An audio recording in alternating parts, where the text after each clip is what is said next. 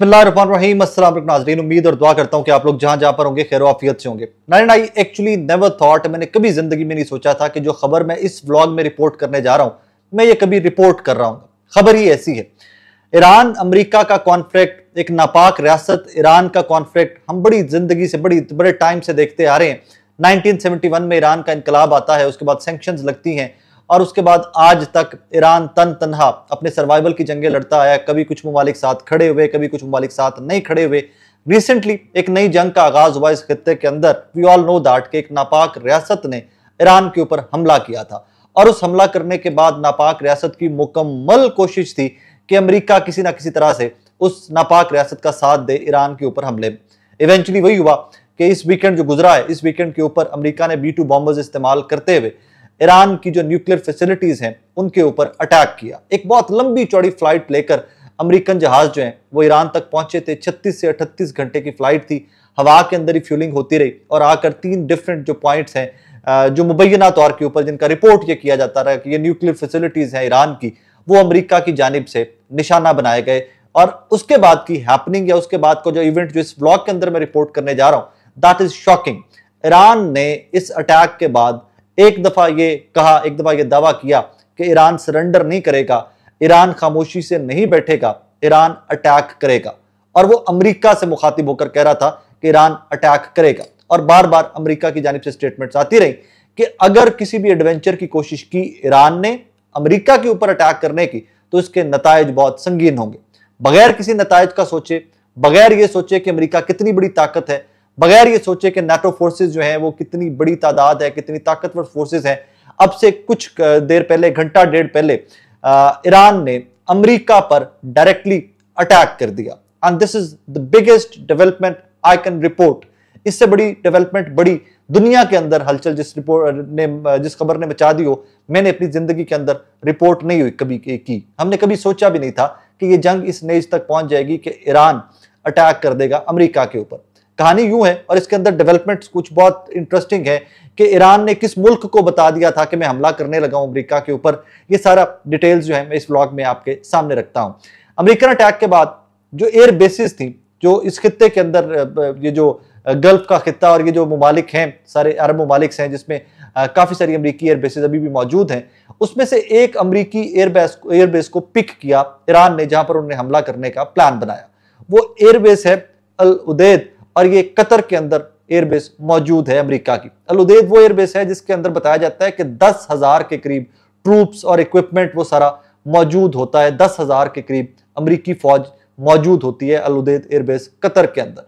Obviously Qatar recent times के अंदर diplomacy के अंदर दुनिया के अमन के लिए, दुनिया के ममालिक से ताल्लुकात बढ़ाते हुए कतर एक बहुत बड़ा चैंपियन बनकर उभरा है। सो डायरेक्टली अब यहां पर दो डेवलपमेंट्स हैं, एक तो कतर के ऊपर अटैक किया गया और एक अमेरिका के ऊपर अटैक किया गया, क्योंकि कतर के बॉर्डर्स के अंदर अमेरिकी एयरबेस जो मौजूद है उसके ऊपर अटैक किया गया।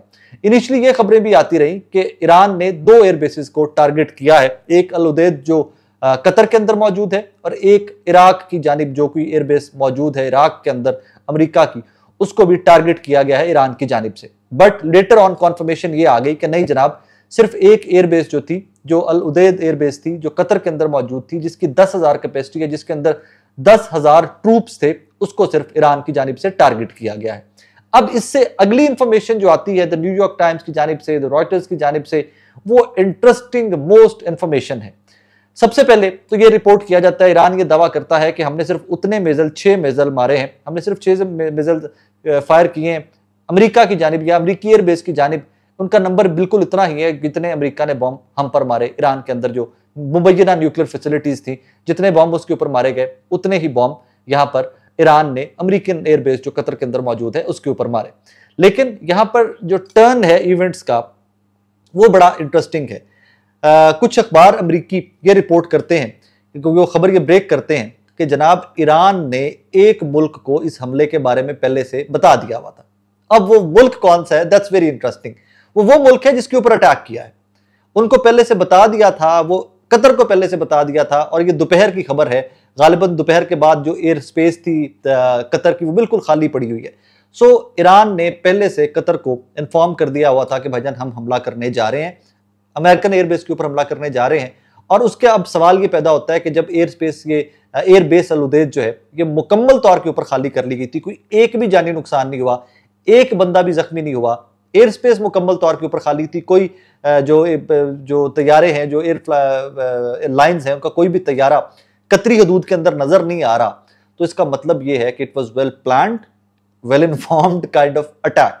Basically they just wanted to tell America कि तुम हम पे हमला करोगे तो हम तुम पे हमला करेंगे, and that is what they did. So इसमें दो तीन चीजें जिनको मैं यहीं पर थोड़ा सा क्लैरिफाई करता जाऊं कि एक तो अमेरिका के ऊपर डायरेक्टली ईरान ने अटैक किया, इसको आप एयरबेस के ऊपर अटैक जब लेंगे तो आप डायरेक्टली अमेरिका के ऊपर अटैक लेंगे। जब ये अटैक हो रहा था सिचुएशन रूम के अंदर, डोनाल्ड ट्रंप अमेरिकी सदर जो पहले अमन के सफीर समझे जाते थे, अब उन्होंने एक बहुत बड़ी नई जंग छेड़ दी है दुनिया के अंदर, वो सिचुएशन रूम के अंदर, कंट्रोल रूम के अंदर इस जंग को, इस अटैक को मॉनिटर कर रहे थे। इसके बाद ऑब्वियसली बहुत सारे जो मुस्लिम मालिक हैं उनकी जानिब से भी मजम्मत आई ईरान के इस एक्ट की, लेकिन सबसे इंटरेस्टिंग मजम्मत या सबसे इंटरेस्टिंग जो हैंड आउट आया है ना, वो पढ़ने वाला है जो आया है कतर का खुद से। Ministry of defence news, the Ministry of Defense announced that Qatari air defense successfully intercepted a missile attack targeting Al Udeid airbase। कि जनाब मिनिस्ट्री ऑफ डिफेंस ने ये ऐलान किया है कि कतरी एयर डिफेंस सिस्टम ने सक्सेसफुली वो मिसाइल का जो हमला किया गया अल उदेद एयरबेस के, जो अमरीकी एयरबेस है कतर के अंदर, 10,000 capacity, 10,000 is huge capacity, 10,000 troops की कैपेसिटी वाली एयरबेस है, उसको हमारे एयर डिफेंस सिस्टम ने इंटरसेप्ट कर लिया, मिसाइल हिट नहीं किए। Thanks to God, the vigilance of the armed forces and the precautionary measures taken, the incident did not result in any deaths or injuries। के अल्लाह का शुक्र है कि कोई भी यहाँ पर हलाकत या जख्मी नहीं हुए लोग। The ministry reiterated that the airspace and territory of the state of Qatar are safe and that the Qatar armed forces are always ready to deal with any threat। The Ministry of Defense advises citizens and residents to seek guidance and the latest developments from official sources। वो कहते हैं जनाब कि हम जो air space है, जो territory है, जो कतर का खित्ता है, कतर का मुल्क है, महफूज है, और हम कतरी शहरियों से ये गुजारिश करते हैं कि आपको जो भी इंफॉर्मेशन चाहिए वो किसी मुस्तनद ज़राए से ही हासिल करें। अब इससे आगे चले तो एक साहब जो उस टाइम के ऊपर कतर का सफ़र कर रहे थे, कतर एयरलाइंस में थे, एमिरेट्स की फ़्लाइट में थे, उन्होंने भी ट्वीट करके ये इन्फॉर्मेशन बताई है कि हम जहाज लैंड करने वाला था, एग्जैक्टली व्हाट हैपेंड। वो शख्सियत का नाम है फ़ख्र आलम। फ़ख्र आलम साहब ने ट्वीट किया कुछ देर पहले, on an Emirates flight 50 minutes away from landing in Dubai, got diverted towards Saudi air space, now circling over Saudi waiting for next announcement, meanwhile getting updates that the missiles are flying all over the place, the world needs peace and prayers. ये 10:30 बजे के करीब, 10:15 साढ़े 10 बजे के करीब फ़ख्र आलम साहब ने ट्वीट किया था। उन्होंने कहा जनाब हम एमिरेट्स पे दुबई लैंड करने वाले थे, 50 मिनट दूर थे और फिर हमें डाइवर्ट करके सऊदीया की जानिब भेज दिया गया क्योंकि एयर स्पेस सारी की सारी खाली थी, उस टाइम के ऊपर हमला जारी था। अब इसमें 2-3 कॉन्फर्मेशन जो अमेरिका की जानिब से भी कॉन्फर्मेशन आ गई है कि ईरान ने अल उदैद के अलावा किसी भी और जो एयर बेस है अमेरिका की उसके ऊपर अटैक नहीं किया क्योंकि इसके ऊपर बहुत सारी मिस इन्फॉर्मेशन फैलाई जा रही थी।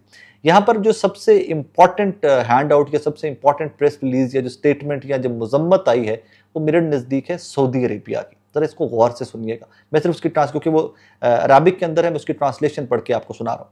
The kingdom of Saudi Arabia condemns and denounces in the strongest terms of the aggression launched by Iran against the sisterly state of Qatar, which constitutes a flagrant violation of international law and the principles of good neighborliness.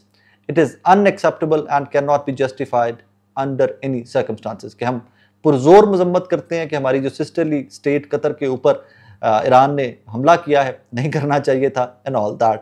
अब इससे बड़ी development एक और है जिसका impact पूरी दुनिया के ऊपर आएगा। कुछ देर पहले ये रिपोर्ट हुआ है, Iran officially announces that the strait of Hormuz has been closed with immediate effect. कि जनाब आबनाए हम्स जिसको बोलते हैं, जहाँ से बहुत सारा रसद का सामान गुजरता है समंदरी रास्ते से, उसका ईरान मल्टीपल टाइम्स कह चुका हुआ है कि मैं बंद करने जा रहा हूँ, बंद कर दूंगा। Eventually they have done it. आबनाए हम्स को ईरान ने इमीडिएट इफेक्ट के साथ बंद कर दिया है। अब इसका इम्पैक्ट क्या होगा जरा वो सोचिएगा, जरा उसके ऊपर थोड़ी सी बात कर लेते हैं जाते जाते।